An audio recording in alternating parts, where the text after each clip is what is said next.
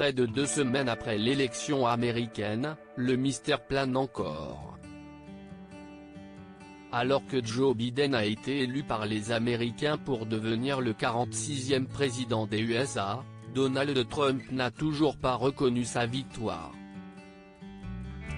L'actuel locataire de la Maison-Blanche continue de marteler que les votes ont été truqués et qu'il a emporté sur son adversaire. Face à cette situation inédite, de nombreuses voix s'élèvent pour tenter de lui faire entendre raison. Comme Melania Trump, qui aimerait que son époux reconnaisse sa victoire, Michelle Obama lui a envoyé un message fort. Sur son compte Instagram le 16 novembre, l'ancienne First Lady a écrit un long texte à destination de Donald Trump. Dans celui-ci, elle se souvient de son élection, en 2016, mais également du comportement que Barack Obama avait eu lors de sa défaite d'Hillary Clinton. Cette semaine, j'ai beaucoup réfléchi à l'endroit où j'étais il y a 4 ans. Hillary Clinton venait de subir une défaite difficile avec une marge beaucoup plus proche que celle que nous avons vue cette année, a continué Michelle Obama, en rappelant que Donald Trump avait été élu avec moins de grands électeurs que Joe Biden cette année. J'étais blessé et déçu. Dans la suite de son message, l'épouse de Barack Obama explique qu'elle a tout simplement accepté le choix des Américains. Mais les votes avaient été comptés et Donald Trump avait gagné, concède-t-elle. Le peuple américain avait parlé. Et l'une des grandes responsabilités de la présidence est d'écouter quand elles le font. Elle a ensuite raconté les coulisses de la passation de pouvoir entre Barack Obama et Donald Trump.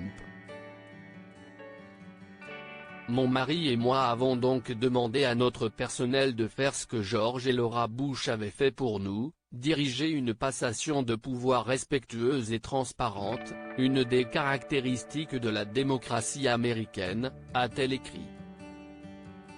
Michelle Obama a mis sa colère de côté. Nous avons invité les membres de l'équipe du président élu dans nos bureaux et avons préparé des notes de service détaillées pour eux, offrant ce que nous avions appris au cours des 8 dernières années, a continué Michelle Obama, tout en admettant que rien de tout cela n'a été facile pour elle car Donald Trump avait répandu des mensonges racistes sur son mari qui avait mis sa famille en danger.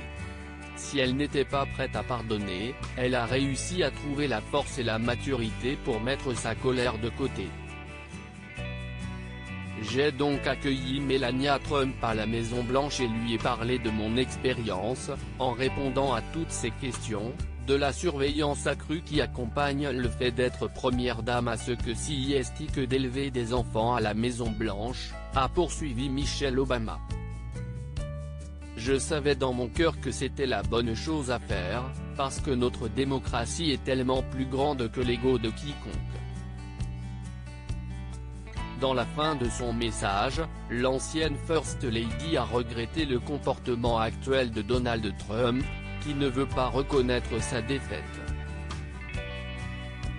Notre amour du pays nous oblige à respecter les résultats d'une élection même si nous ne les aimons pas ou souhaitons qu'elles se soient déroulées différemment.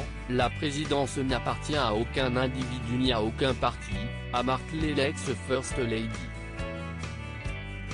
Faire semblant de le faire, jouer avec ces théories du complot sans fondement, que ce soit pour un gain personnel ou politique, c'est mettre la santé et la sécurité de notre pays en danger.